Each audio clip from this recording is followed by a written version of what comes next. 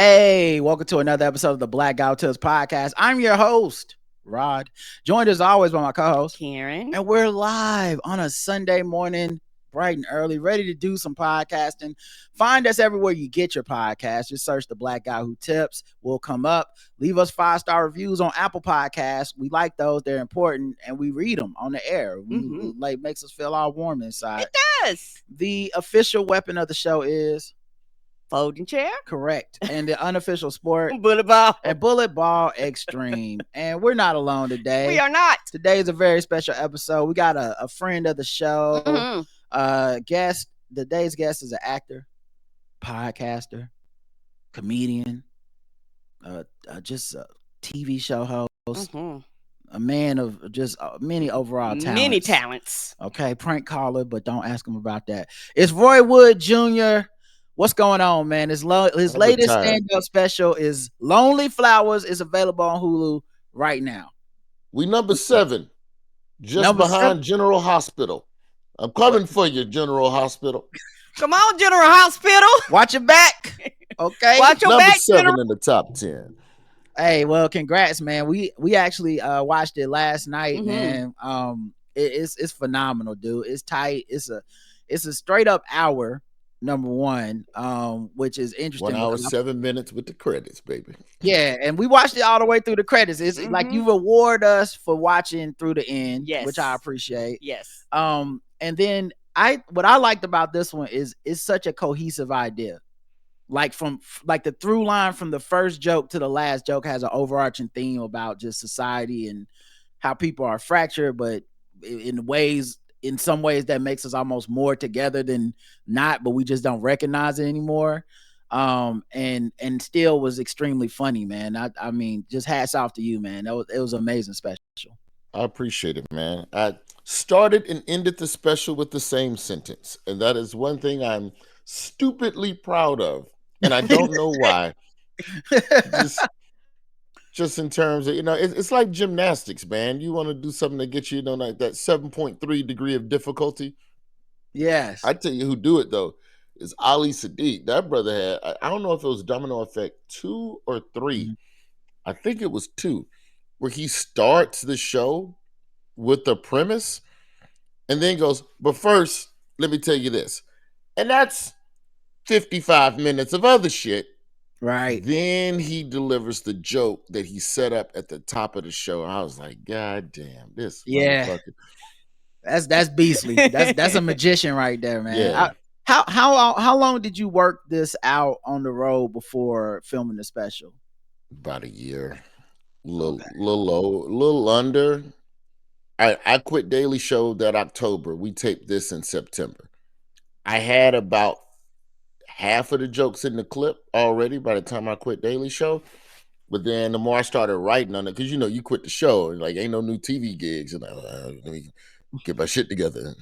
I gotta get back to the basics. Gotta get back out on the road. So book about 30 weekends and bang, bang, bang, bang, bang. And then once we got closer to September, the debate was whether or not to put any, just for the folks who ain't seen it yet, there's no politics in the special. Right. It's like 1 or 2 policy point things, but I don't sit in anything like I don't even, I dabble in race. I don't really talk about race that much this time. I did that for 3 straight specials. Right. So the more I started writing the material, the more it all started looking like it was like focusing into one spot on one thing, and it just became about loneliness. And just connection. Just we don't talk to each other no more. No, we don't. We That's don't. it. That's all this shit boiled down to that. As an introvert, it's interesting because I never liked talking to people, but I like the world where people like talking to people. And now that everyone's trying to come to my side, I'm like, it's getting too much, guys. As somebody who likes I need y'all to be able to communicate with each other. This like y'all not built for this. I am not. Roy, how was it going from having like the TV show to going on the road? Because when you're doing a TV show, that takes up a lot of the year. You go from that to like book, travel. How did you make that transition? It was, that's the basics. I did that for 15 years before Daily Show, if we're being honest. So that was just more dusting off the old muscle. The thing that was weird was having free time when I got back to New York. Like that was the thing. Like I don't know. Like for a minute, I left Daily Show. I felt like when your parents retired, and your daddy retired, and your mama like, you need to get out this house, motherfucker, just be home all day. Yeah, it was like that. So like I was happy to go back out on the road, and then it also gave me a little bit more time with my son, because now I'm not dealing, because like my first specials I did while I was still actively on the Daily Show. So I'm either traveling for work or I'm traveling for me. So I lost a lot of weekends for that. But it was, for the most part, it was good. The only thing that was kind of weird was like going to new countries and stuff. Like I went to Canada for a month and toured, just because I'm curious. What the fuck y'all talking about up here? Let me just see what's going on. Oh, y'all hate y'all leader too. All right, let me go on back to America. is it weird now doing stand up with, like, I feel like the difference now is like you got to have standards. Like you become a name, you're somebody. You got accustomed to a certain lifestyle. Is it different not sleeping in your car, or or is it, are you roughing it? Is it like, listen, I'm back to the La Quinta Inn, like this is the old school Roy is back in the gym? Are you like me, bougie, going, I ain't never going back? Once you get a taste of first class, you be like, why would I go back? Here's the thing. I will play a shithole open mic in a random city. My reputation is such that if I'm in town, there was years where I was doing this tour for this white radio show called the Bob and Tom Show, and they're syndicated. They're basically like white Tom Joyner for middle-aged white folks in Middle America, right? They own in 70 markets, and they do their version of a Sky Show where they would go to a town and do like 4 or 5 comics. Okay. I would do that show from like 7:30 to like 10, and I wasn't the headliner on the show, so I'm done at 8:30. Bitch, I'm cross town at an open mic by 9:15, and the young comedians who were there, they were like, oh wow, he drove, where you come, because they didn't even know the show that I was on was happening. I'm like, yeah, I'm here, but going back to Embassy Suites, motherfucker. I ain't sleeping in my car no more. I haven't done that. So there is part of me that enjoys that struggle and fear, because I'll be honest, to that side of the game though, Karen, is that leaving the show gave me back some of the that I think you need to, like that almost fall off the chair feeling. You need that periodically through your life. I do, at least. I am better when my back is against the wall. You put me in the fourth quarter, I'm gonna figure it out. I left the show and did more in a year than most of the time when I was on the show. And that's not a knock on Daily Show. Like, oh, he out there. I'm just looking at the stats. I sold a special to Hulu. I sold a book. I sold 3 scripts. I'm in 2 films coming up this year that shot in the last year since I left Daily Show. One with Keanu Reeves, the other with Andre Holland and DeWanda Wise and Nicole Bahari. So for me, that's a good year. Right. Yeah. That's a great year. That's a good year for a lot of people. So that's a good 5 years. Right. Let me ask you this though, like, because you also got the TV show on CNN, right? So that happened. I forgot to mention that. Got the fucking CNN shit last year. Yeah. So like, is that a thing where you had to consider, like almost coming back to a Daily Show-esque routine, like where it's like, even though you're the host, but that's more of like people depending on you, that's a stable like thing of like, we need to be here, these are the hours, blah blah blah, versus the I'm on the road, I'm making my own schedule a little bit, I'm getting to New York, I don't know what the fuck to do, I got too much time on my hands. Like how does that fill in the gaps, and does it hinder any of your other aspirations? No, the issue with CNN was, so first off, one miscalculation, if we're going to keep it 100. One I left Daily Show, and this is my figuring. All right, y'all not sure what y'all want to do for a host. Fine, cool, take your time. But I'm starting to think about my life after the show. Right. So that's either going to be now or it's going to be whenever a year, 2 years from now, when the new host fires me, or there's a merger and the show is canceled. You have budget cuts and layoff. Mm-hmm. The game could go 1,000 different ways, bro. Yes, And I done sir. seen it. So if I'm gonna leave and start my own thing, I feel like an election year is the best time to do that. Right. Regardless of who the incoming host is. If I'm on my own project, let me leave now. I got a million ideas of shows that I can do that I want to do. I took my ass out in the market. Them crackers was like, boy, we ain't buying nothing. The fuck is you talking about? A new idea? We ain't buying a new idea. And I was like, I thought that was just for scripted shows. No, it go for political satire too, you dumb motherfucker. And I'm like,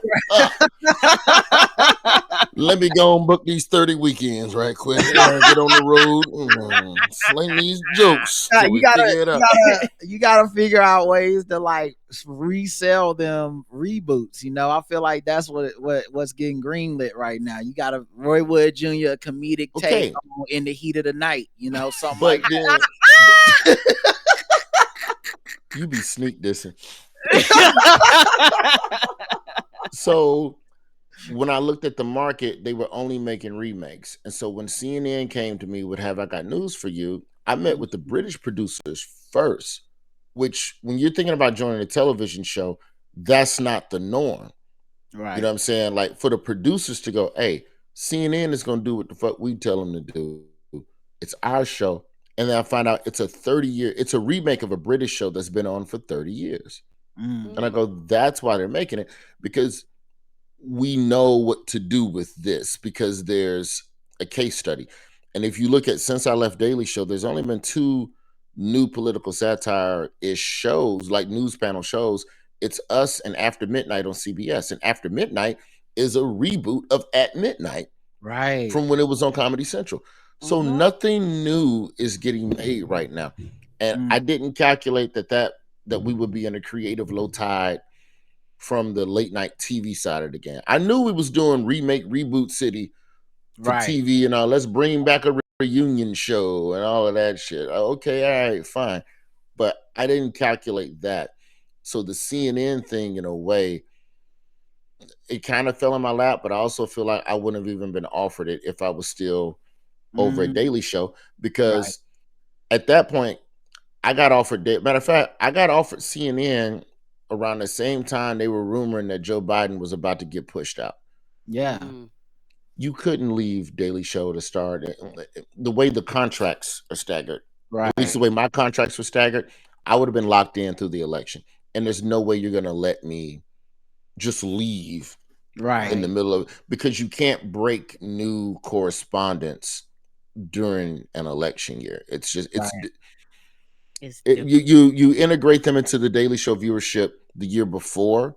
It's generally, that's generally how they kind of do it. That's what they did with me, Ronnie Chang, and Desi, and that's kind of what they did with the next wave with Troy and Grace. You bring them in between or at midterms or whatever. So I and also out of respect to whoever's hosting, I wouldn't have wanted to leave the show shorthanded. Right. Right.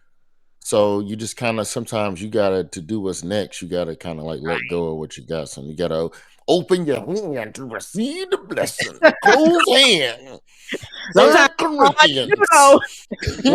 Working in like the political comedic sphere for so long, is that partially why, this special, you were like, I would like to get a little bit away from just the politics of it? Or was it just like, because I feel like this is also like I don't want to say a trap, but like it's got to be a temptation of like the easy political laugh, you know what I mean? The like, y'all agree with me, so I'm gonna just say what y'all agree with, y'all gonna clap, and then we just kind of like move on from there, as opposed to like finding something that's universally unifying, something that touches people's humanity beyond just like what your news feed is, Yeah, and I feel like that's something that'll be a little bit more evergreen down the road, when you turn around. Because like people change, specials stay the same. I got Kamala and Trump jokes, but once I knew I had the CNN job, I was like, okay, well, that'll be where I do that stuff. And also the cool thing about the CNN job, I ain't got to do a lot for that job the way I did Daily Show. Like to the previous question, my workload is Fridays. They have writers, and we'll swap a text or two during the week. Here's some stuff. The show, for the people who haven't watched it, it is a summary of the current events of the week in the form of a quiz show. That's it. Me, Amber Ruffin, and Michael Ian Black are like the team captains or whatever. And then we bring on two guests, one from the left, one from the right. And if there's somebody that's really sideways, we'll get in on them. Amber Ruffin got in on Tim Burchett, a Republican from Tennessee, who then voted wrong on everything that you think is vote yes on oxygen tariffs. Like, he will vote on. He one of them type Republicans. So, but we're not getting to the solution of anything. Like, we don't have that burden like John Oliver, a Daily Show or whatever. We can just wild out, crack a joke, and be done. And how hard is it for you to find Republican guests that can do the show? You know what I mean? Because I feel like, especially in our political like panel news type thing, it's, I guess, just kind of the same as social media. It really rewards the disparateness, right? Like, like the more extreme over here, the more views, the more clicks, you know, the more viral the clip from the show goes or whatever, seems to be kind of the reward metric for the way we view things. So it's like, even if something's not good, we'd be like, but look at it, got 7 million hits. Yeah. And so with your show, because I've watched it, and like it needs a little bit of collaboration. It's a lot of improv. It's a lot of yes and you need to understand comedy to make it work. And when I saw it, Bomani was on there, and y'all had a dude on there that was a Republican, but he was actually like willing to be the straight man, willing to get dunked on, willing to dunk, like. And same from the other side, by the way. People were willing to give him props when he did something funny, to be like, okay, that was funny. All right. Is that hard to book? Is that hard to find now in this social climate? Right. I'm not on the producer side of the show yet. I know some of the names that they've had that turned around and canceled at the last minute. I know we had a thing last year where the homie Samantha Bee, when they found out that Tim Burchett was going to be on her episode, she declined to come in because, you know, a lot of the shit that he's voted no on, it's not funny and people are dying as a result of it. So she was like, this shit ain't jokes.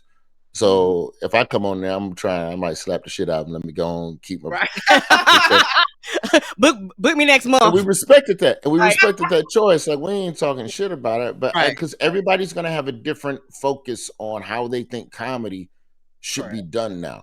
Right. I don't think that, for me, and this is a conversation I had with them Brits about it before I came on board.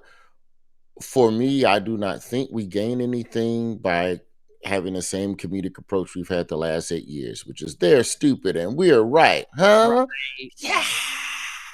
Right. That ain't done nothing. So let's see what this does in terms of faking some sense of dialogue across the aisle.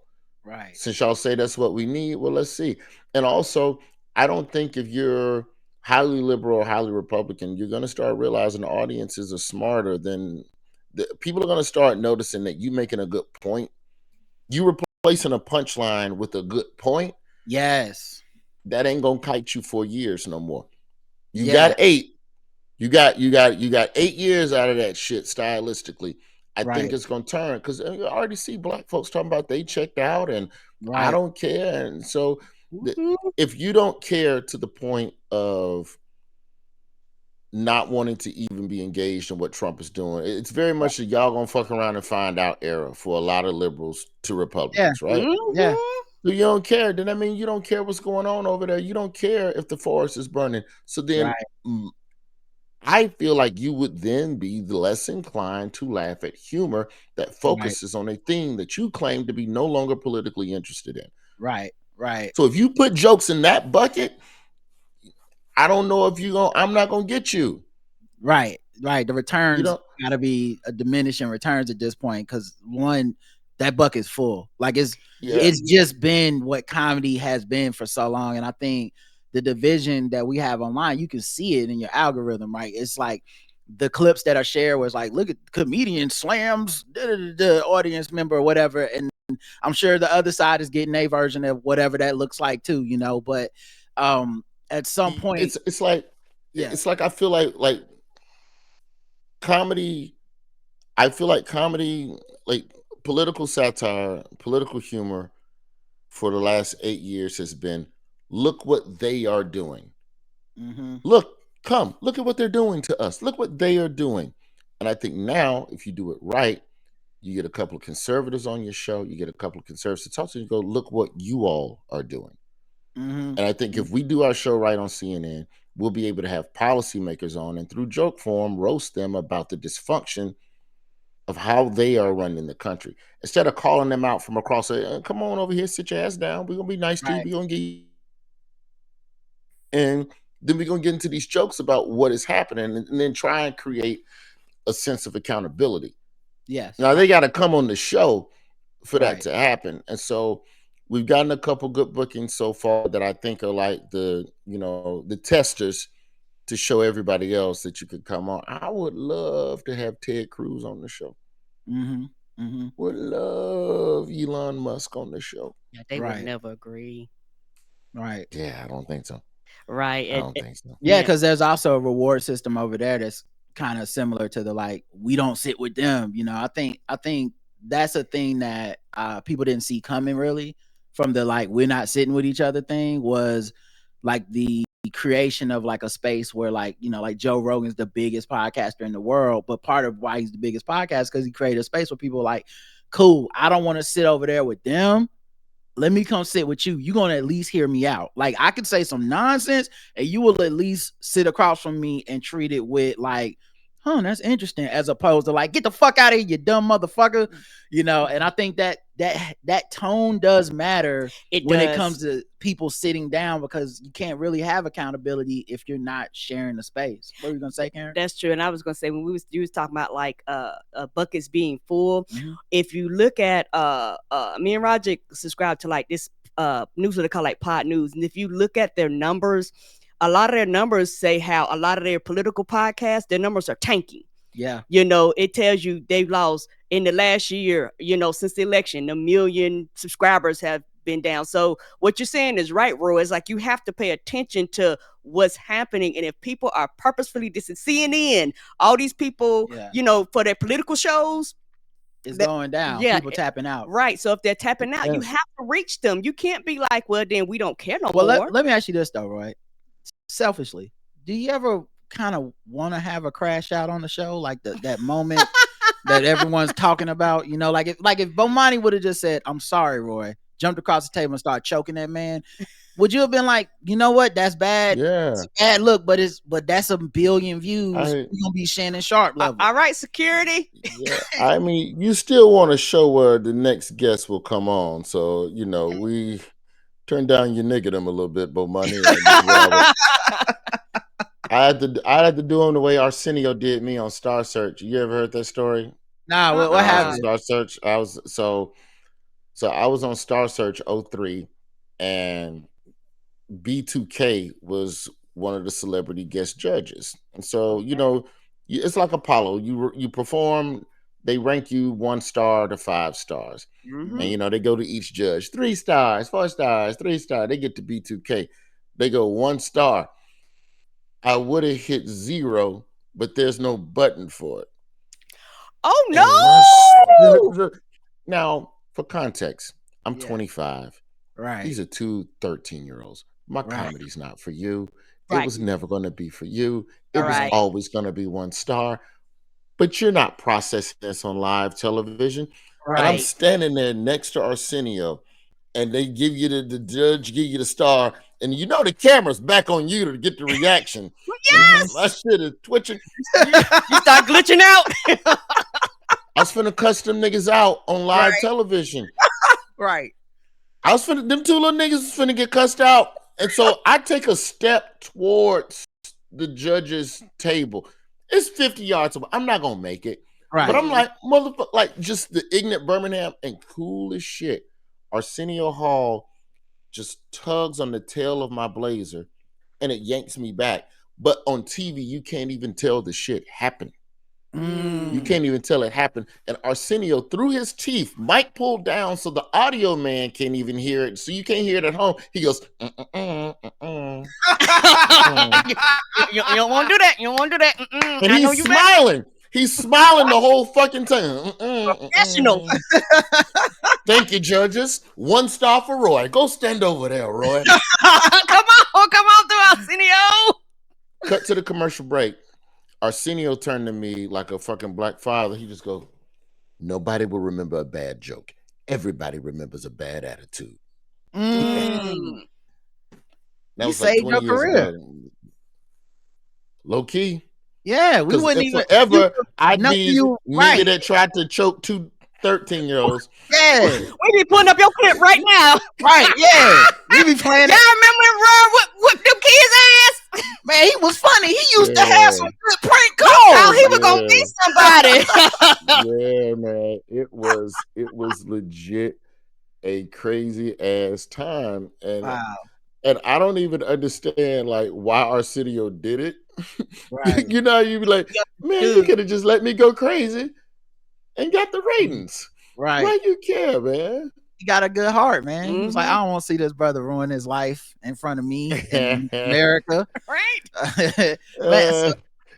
In addition to like, you know, the stand up and the TV show, you're also doing this acting, man. Like, so is the acting world like, do you have more time to do it now? Is it like, or is it like more of an aspiration where like this is the fruition of years of work and now it's coming the thing, I'm gonna be in everything, y'all about to be seeing me shining? Like, you know, what is that journey been like? Acting is one of those things where you can either be completely oh shit, he froze. Is he froze on y'all side too? Yeah. Oh, he's coming back. I'm hearing I heard something. Oh Lord, no, internet, don't do this to us. Wonderful Brooklyn. And it's myself, Andre Holland, Nicole Bahari, DeWanda Wise, and it's Andre's character working through who you know you should be with versus who your heart wants you to be with. Which, you know, men have, there's a woman that works realistically, this crazy ass girl who you know you shouldn't be with, but man, your ass be excited. Oh, I think his internet is tapping in and out, guys. Hey, Roy, can you hear us? Me. You know what I'm saying?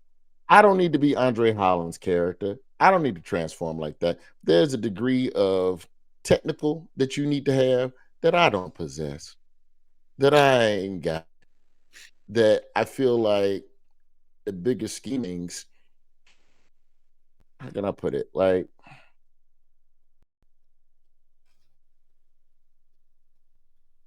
doing stuff that feels right for me, that exists within my current performance skill set. I'm not Jamie Foxx, and I'm not. It will require a level of transformation that I'm not committed to, because I still like doing stand-up on a regular basis, because I like doing podcasting. If you notice, all of the best comedic actors, they stopped doing comedy for a very long time because, one, movies are tiring, but also stand-up is a muscle that you have to work over and over and over again, and acting is no different. You know, that's part of why Jamie even came back, man. Yeah. Is it so with the acting, is it like taken away from these other things in a way where you're like, you're gonna see yourself falling off of stand up, or you like that'll never happen? I'm stand up first and foremost. I think I'll be non-scripted first and foremost. I think all this shit is eventually coming into just, can you create like what you all have created for yourselves here? This is it. We're eventually becoming the new networks, and in a way, we're all just, I think in the next 10 years, we'll figure out in the media landscape that all of this content we're making now was just the minor leagues for linear, and then they'll overpay you to not have to compete with you. I think it's where that'll go. So to be an actor alone and focus on that, I don't think that for me, that I have friends that are actors. and sometimes them niggas be stressed in the face, and I don't like Yeah. that look. Do you have to take like acting classes and stuff, or you just like what's it like for you? I think you should take acting classes. I think it's an insult to the craft if you don't try to learn some of the nuance of Right. stuff, and because a lot of that stuff has helped me, and it's things that you don't. There are people using techniques on you, and they make it seem like it's not a fucking. It just seems effortless. Like you can tell Martin Lawrence has some dramatic training when you look at some of his stand up. Martin was we're just talking comedic acting. Yeah. Motion to stillness. Martin is like that's his thing. Mm-hmm. Like it's just I can go fast, I move frantic, then I stop, say something, and then move frantic again. And when I stop, I drop that down to a whisper, and then I come on, Gina, no, Gina, Tommy.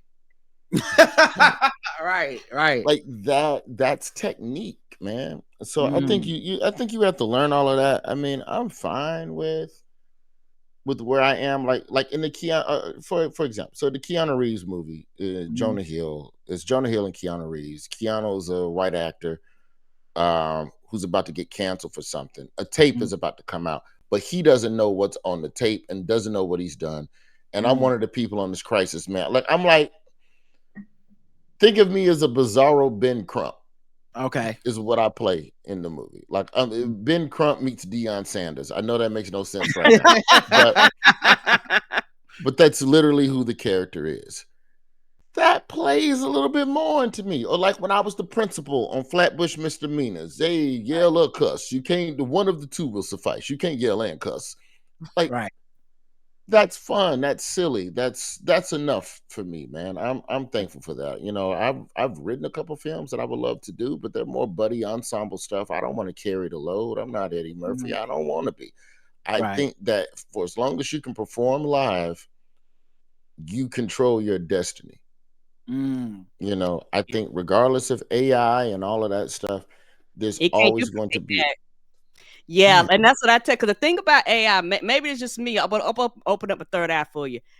AI is a grift, and I'm going to tell you why. Because all AI does right now, like one day it will be the things that they promise it's going to be, but right now, all it's doing is taking shit we've already done and melting it into shit and being like, here you go. You be like, well, this ain't nothing new. Right. You're copying. You're not giving no new ideas, no new thoughts. You're not looking into the future. You don't have no hopes, no dreams, no aspirations. Not trying to be funny. There's no emotions behind it. But yet, y'all telling me that I should trust something is all it is going back and just copying shit we've already done. And so for me, I'm like, it can't do all this shit that y'all promise it's gonna do. My favorite thing about the artificial intelligence, if you look at these commercials and stuff and what they're selling us, if you just pay attention, they're not selling us artificial intelligence yet. They're selling us automation. Yes. And they're calling it artificial intelligence. But it's like, if you want to know the 7 restaurants closest to you, I'm like, we have that. The only thing is in the commercial, you asked the phone that and a voice answered you instead of like typing it into Google or whatever. Yes. But as of right now, you haven't really created anything new. You've automated something and called it intelligence. Yes. But that's not intelligence necessarily. No, and then pay people cheaper to fix the shit when the machine fuck up. Right. Because the machine gonna fuck up. They want to do that with writers, like have artificial intelligence write and go to the writer and be like, fix this shit for less money than we would pay you normally. Right.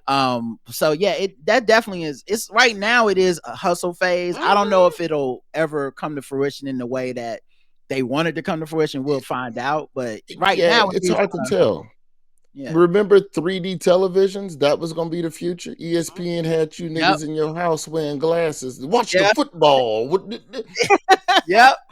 Then it was gonna be Google Glass. Then it was gonna be VR. Remember the metaverse? Niggas. Yep. Spent billions of dollars in that flop. Oh, we're going out there. We're gonna all wear glasses in our living room like Demolition Man, and you can fuck somebody from across the country. Yeah, boy. Ain't nobody walking outside with 5 pounds posted across their face. Them shits is heavy. The glasses. Yeah, all that. You was like, this is too heavy. I think what's also interesting with the metaverse is like they made it sound like this futuristic techie thing, and then the first time they showed it, you look like a video game character, but with no legs. Like it was like y'all couldn't even get the legs in this joint. Like I don't think I want to spend much time here. I think I'm gonna be okay, Mark Zuckerberg. Now that it is, but it is kind of interesting to see that like journey with the artificial intelligence, because I think mostly what is being used is to leverage the threat, that feeling you talked about where you's like, whoa, you get out your chair.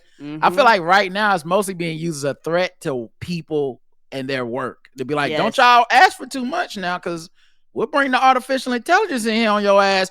And everybody, and so we're constantly in a state of like, is my job gonna be gone?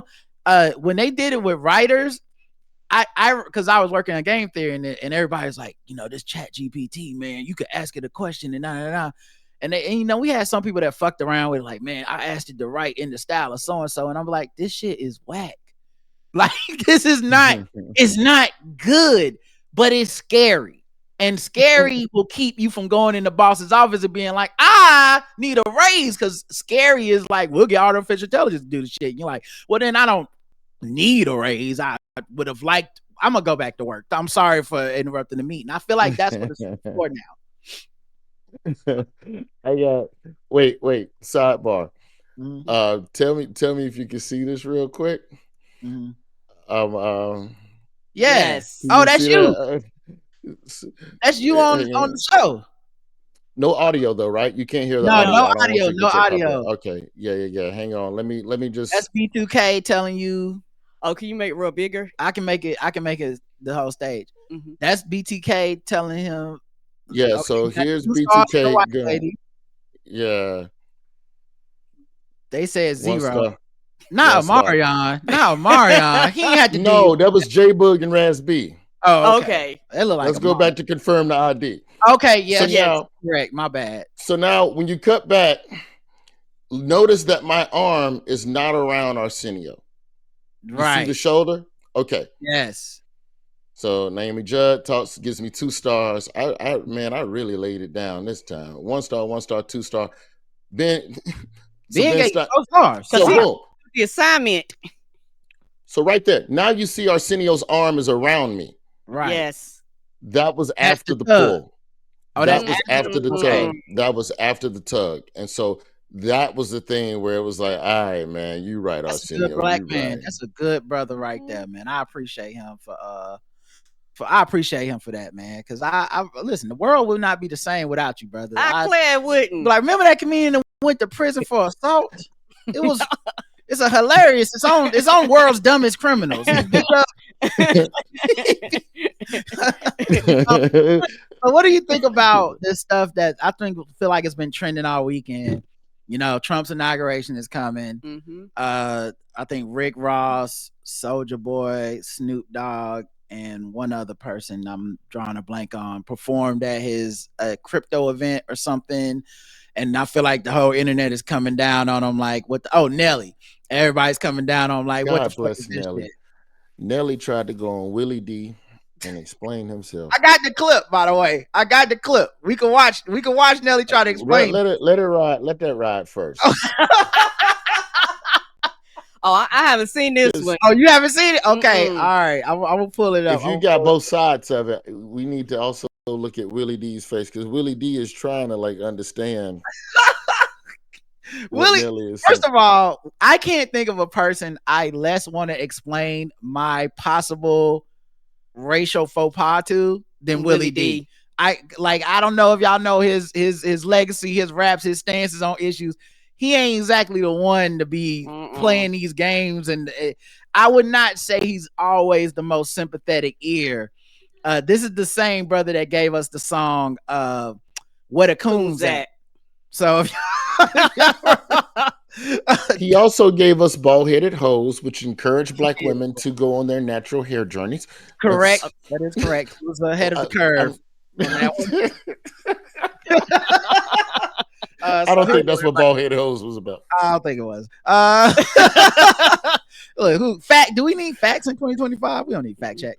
But yeah, here's everybody knows I'm from St. Louis. Everybody knows St. Louis is what made me. That's what I wear on my chest and my heart. But I was born on a military base in Austin. My father served, my grandfather served, my uncle served, my auntie served, my cousins served. I've entertained the troops all around this world. I've entertained the troops. Ain't no money in that. That's something that I felt I had to do because I was one of that is true. He has done that. Those kids on those military bases. You see what I'm saying? Far be it at a young age, but I was there. I know what that meant to them families that have been away from for home for 3, 4, 5, 6, 7 years. Sometimes could be 10-year plus. They got what does the military have to do with the inauguration? That means if these people can give their life for the office, Nelly can perform.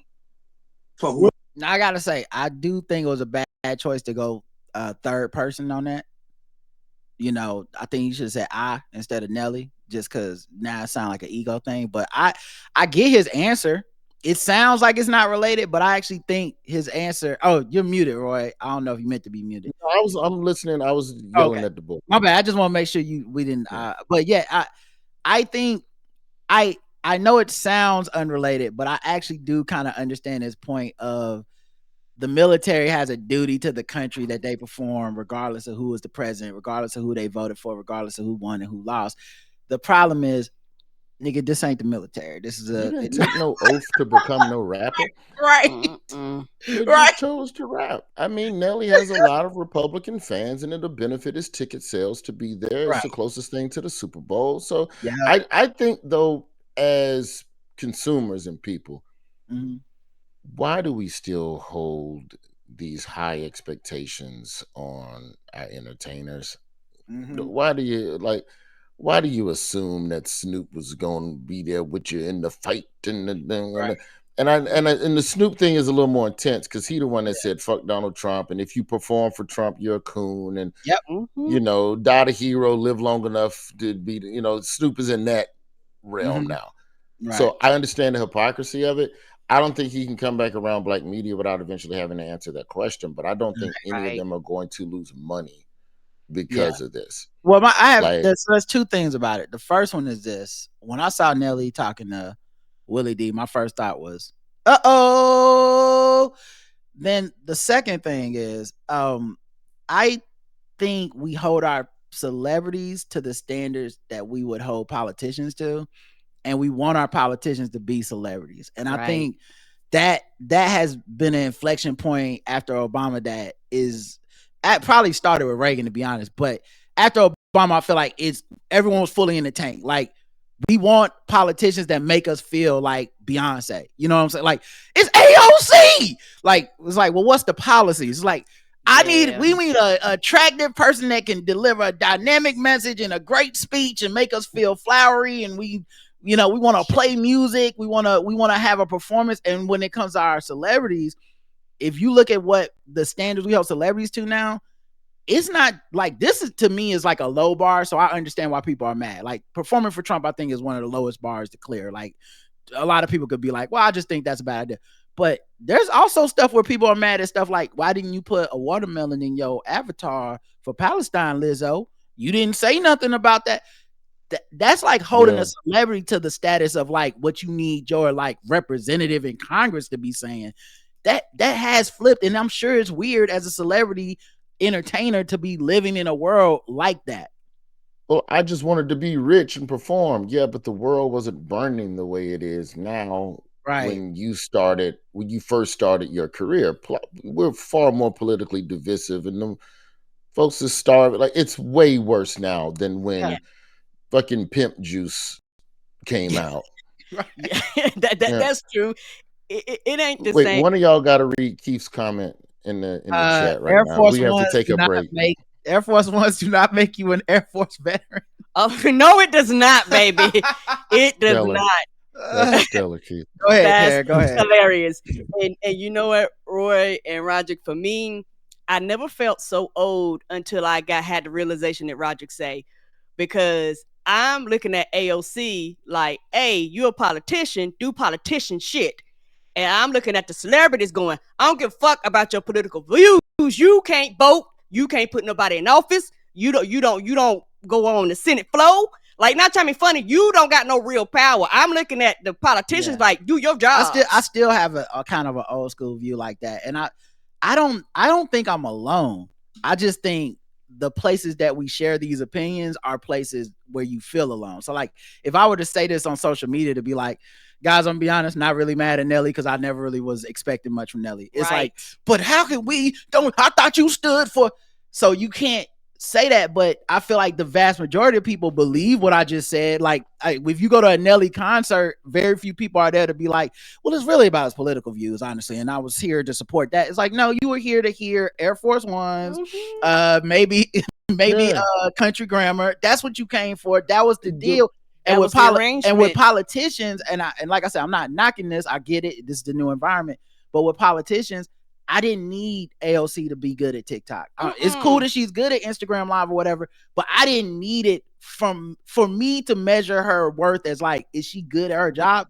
I didn't need that. But you're a smart voter. Most voters are dumb.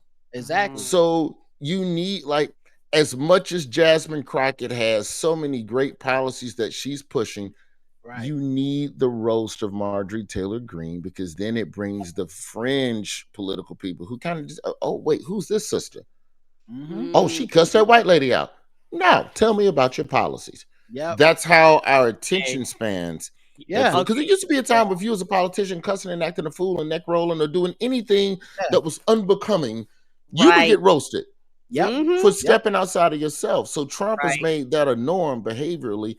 And our social media habits, that it demands that type of engagement. Nelly made one point that I thought was fairish, in that he said, I was performing for the inauguration. He's already been elected. This wasn't the RNC.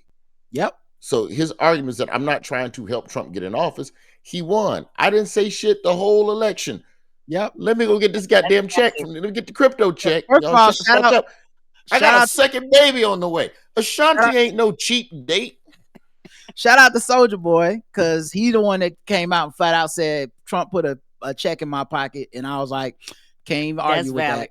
Like, because a lot of people doing it for free, baby. Get that check. Like, the issue with Nelly for me was he used way too many words with the troops, and he should have just listen, y'all not the direct deposit hit. Y'all are not playing country grammar like y'all were 20 years ago, and I'm gonna just get this check.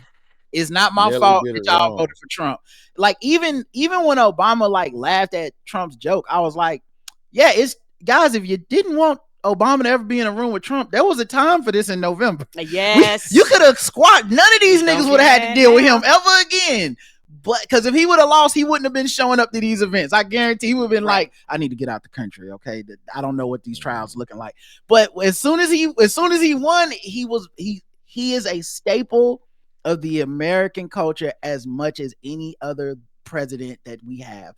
So we have bestowed the office of president on him. When that judge in New York was like, I can't send you to jail because the American people decided you can't go to jail. That's real talk. That was what was on the ballot. People just didn't want to believe that shit. But you being upset and you typing about it don't change what is reality. This motherfucker's finna be president tomorrow. So I think you're right. That was the line that stuck out to me about Nelly too. When he said he's already president, I went, right. That's facts. Now, just can you tell? If I was Nelly did it wrong. If I was Nelly and I was trying to explain performing for President Trump, y'all to cut to me on the live stream, I'd have been sitting on that couch with Ashanti and that baby, rubbing Ashanti's pregnant belly.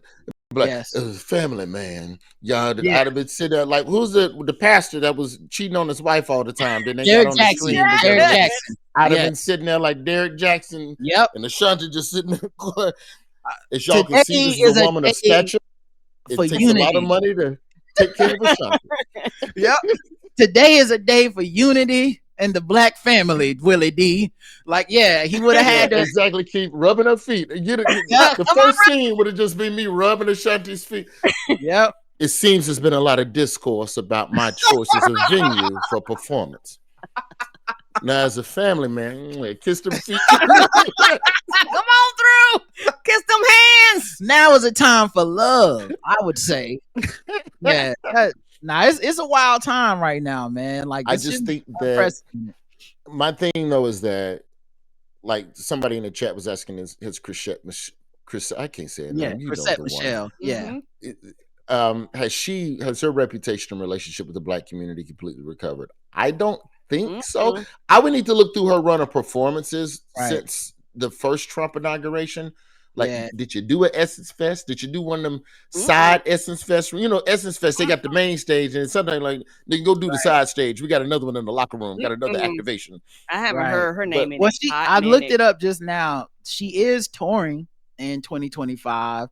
I do think it was irreparably hurt, but it's so ironic. I feel the same way about her I feel about the people that ran up on the Capitol. If you would have waited 4 years, they would have opened the door for you, because that's what America did essentially. And now I feel like 4 years ago or whatever, 8 years ago when she performed, it was like, no, America, fuck that, no, this is crazy. We need to be. But I feel like now, even, and people think it's just because they're dudes, but I say even if it was a woman right now, a Black woman performing, it would be like, yeah, well, we don't like it, but you're not gonna get quote unquote canceled. You're not gonna, your career's not over. Snoop will be fine, Rick Ross will be fine, Soulja Boy will be fine, now, and so will Nelly. Now Ross I can't speak to, but my thing is, you did something we don't like. I'm never ever talking to you again. Right. I'm never ever dealing with you again. Okay, I guess, but I just don't think people are disposable like that, because when you look at Snoop's record for charity, we ain't talking nothing else. We're just talking about what he does with regards to charities. That football league in Long Beach that he pays for with his own money, he does not fundraise for it. That shit comes out of his own. That same Trump money he made this weekend is going to end up in some football pads on some little motherfucker that's going to get his family out of the hood in 10 years, because professional football players have been birthed from that league. So you look at Nelly and everything that he's done for leukemia. And so it's like, these aren't completely horrible people, in my opinion. Yeah. I don't think I would also say though, just fire people up and throw them away. I don't think people will care about that charity shit like that, just because I don't think people are necessarily real about that. The people who've been helped will care, but in general, people throw that shit out the window the second they don't like somebody. Jay-Z's complicated like that too. Like the second he do something people don't like, he's a coonist, sell out his ass nigga that's level, walk the planet, and then it's like, well, he also bailed out all the Black Lives Matter protesters without. And we only found out because like they told us, because they was like, can y'all stop calling him a coon? The niggas got us out of jail. Like, but it goes, so I feel like in these flashes of rage, it goes out the window. But I do think the difference between them and Chrisette Michelle is like, they're not just Black famous. They're famous. Yeah. Chrisette Michelle felt Black famous. So Black people got mad, which, you know. Specifically Black women. You're talking about. Just bought the second single and you already doing Right. Like, it's hard, like, especially Black women, when 90% of your fan base is Black women and 90% of them voted Democrat. Yeah, it's going to hurt. It's going to hurt a little different. But I feel like a lot of the dudes are going to be able to do it because they're famous. And they're like, Nelly been doing country concerts for 10 years. Like, did we see who else is performing at the inauguration? It's a damn country fest. Just the Jason Aldean and like Underwood and all that. Yeah, like he gonna be fine. Snoop will be fine because he's bigger than fucking all this shit. He's gonna be at the Super Bowl again. He's American sweetheart. Yeah, he hosted. I was joking on CNN just yesterday that, like, you got to remember, Snoop has a contract with Skechers.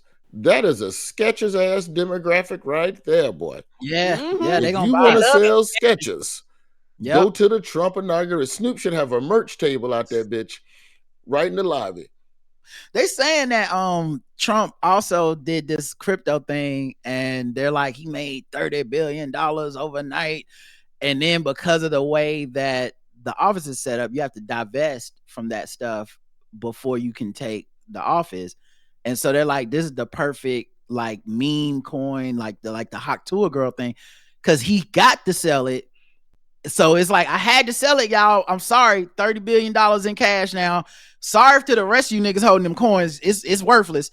But I got my money out of it, and it's legal. Like, this is not a pump and dump that's illegal. This is literally what I had to do for the office. So people are, and what I think it is interesting. It's something Roy said earlier. And I hate the sound. I don't feel like I'm checked out, but I am very much on the like, we're finding out. We fucked around. Yeah. And so when people present these things to me, I'm not having these outraged moments of like, what you mean Melania Trump got $40 million from Amazon? I'm like, we knew what kind of shit they was gonna do. He didn't have to hide it. For her documentary, Right. And it's one of these I'm old and black type of shit, because I'm to the point now when people be doing that shit and they be crying online. I'm older, but I don't give a fuck. I'm looking like, y'all didn't do what y'all was supposed to do. So why the fuck do I care now? Well, the last one, I'll start wrapping up. But the last thing is the TikTok ban went into quote unquote. It didn't really go into effect. TikTok pulled they shit down. Everybody, like, I'm seeing videos of people crying. It's like, it's affecting folks. Obviously, there's people that have made their livelihoods off of TikTok. Yes, that was my biggest thing. I was like, oh, people make their whole income comes from that app. Yeah, because it's funny because people was crying like, that's because y'all addicted to TikTok. I'm like, some of them are crying because the rent is due. Yeah, rent don't stop because TikTok went down. Like, that's a little bit different, but I feel y'all. Lost that lick. I understand. Yeah. But what are your thoughts on that? I hope that all of the TikTokers that are adversely affected by this financially, and I'm not talking about like just some fucking around, making sketches or whatever. I'm talking like legitimate e-commerce businesses that pull in 6 digits a year. Hey, real business. I hope that they understand the importance of diversifying, where they're able to do stuff. And I know that you may get certain reach in one place, but when you put all of your faith into one thing, it can be taken from you. If you have not learned anything from what happened with the Vine creators, who luckily kind of got saved by TikTok and Instagram around that same time, because I think around that time was when Instagram created Reels and we're trying to like do shorter content or whatever to kind of siphon some of the Vine niggas from over there. I my heart goes out to them, and I know people, like, we joke, and I make the joke about, good, now you can go get a real job. Most of them have real jobs already. Right. Right. They had this. Don't you understand? These motherfuckers felt the fucking of almost falling out the chair, and then they created something new online. And as you build that, you're still doing what you can over here to make money. And it's like, if even the gig economy, where you're supposed to be self-made, if you can technically get laid off in that's politics. I think, though, that going to completely ban TikTok, I think Trump is going to bring it back and use it as a flip shit when he tries to run for his 3rd term. Lock this clip. Lock this clip and play it back in 4 years. Yeah, I'm telling you, man. I think he's going to let everybody get in despair. On your last gasp of breath, that fucking orange hand gonna come down in the water and pull your ass up out to safety. Yeah, because he want to be the savior. Well, I think what's also interesting about it is it's already built in that a president could extend it 90 days, right? I think he's definitely going to extend it 90 days when he takes office. A lot of people will think that is saving TikTok, but that's actually not. It gives them 90 days to sell TikTok. So it's not like, it's just extending what they've already ruled on. Maybe he gets enough goodwill to override it. Maybe they pass a law to override it. I don't know how that will go for sure. But I do think it is funny because as Roy alluded to, I'm a smart voter. There's a level of stupidity in our voter base that will be like, this guy who started this TikTok ban, he was the first guy on board and brought it to fruition, because during his term is when all this shit was like, hey, we need to ban this. China is coming. And then the TikTok dude that owns it met with him and was like, nigga, we can get some money together. And he was like, you know what? Maybe we don't need to ban it. He'll get the credit for saving it from some people the same way he got credit for writing his name on those checks. Which he delayed because he wanted to write his name on them checks. Yeah, but it works. To some people still quote that shit to this day. Yes, like, they do. But he wrote them checks. And I wonder like, if this will be similar, where like he saved TikTok the bigger philosophical question to me, I've been reading this book called Amusing Ourselves to Death. And the bigger philosophical question to me is like, what does saving TikTok really mean about the soul of the country and the humanity, and what social media has done? Because I think that's the part people aren't reckoning with. The fact that people are so addicted that they are looking past the fact that Republicans and Democrats agree and they this don't was agree bad on anything in a time where they don't agree on shit. They don't agree on nothing. It is scary. Mm-hmm. And I don't understand how people don't see that is scary. TikTok is really more about selling people shit anyway, so it'll be fine. Like, it's banned. We're not the only country that's banned it. It's banned we're joining a long list of countries that have banned it, that feel like it's a security threat and a bunch of other shit.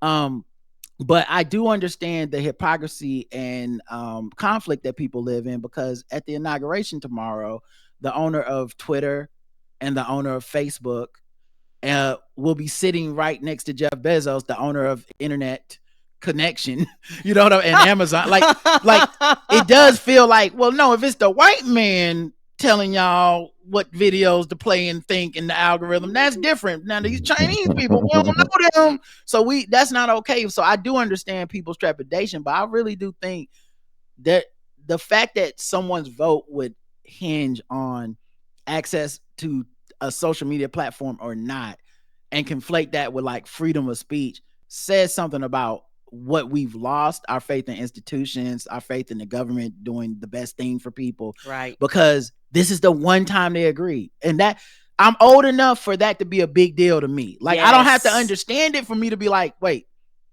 Nancy Pelosi, AOC, and Mitch McConnell think this shit bad?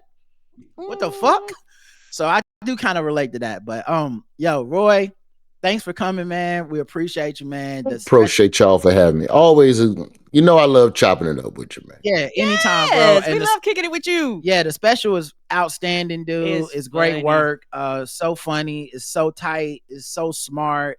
You know, all the things that your stuff always is. But it's just, and it's timely, man. It really is of a time where we need to step back and look at the loneliness epidemic, as a certain general literally put it, and like how we come back together as society. So thanks for doing great work, man. I appreciate you, man. And thank y'all for not clowning me for, as my son said when I walked in here to record, thank you for not clowning me for being dressed for outside, inside.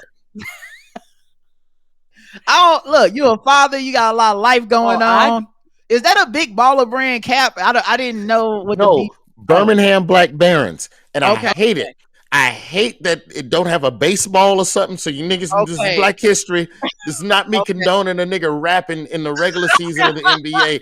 Go take some shots. They'll be like, is that the like it. Family? I don't like it. It's a great song. It's fine. It's a hood. It's catchy. Whatever. Yeah. Put that shit out after the playoffs when you don't get to the playoffs. He was at the Cowboys game. He brought the Cowboys out. Yeah. Not the Cowboys, the Lions. Yeah. And then they lost.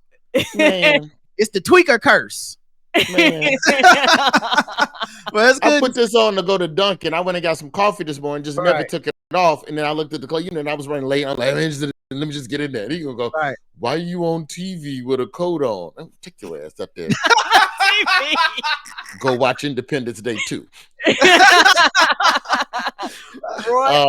Lonely Flowers. It's on Hulu streaming. Are you touring anything? So if people want to watch you, anything like that, are you taking? No, I'm not. I'm taking a break right now. I did them 30 cities. Have I Got News for You is back on CNN Saturday nights, February 15th. But in the meantime, just put my shit on Hulu and press play and walk away from the device. Do it, but also watch it.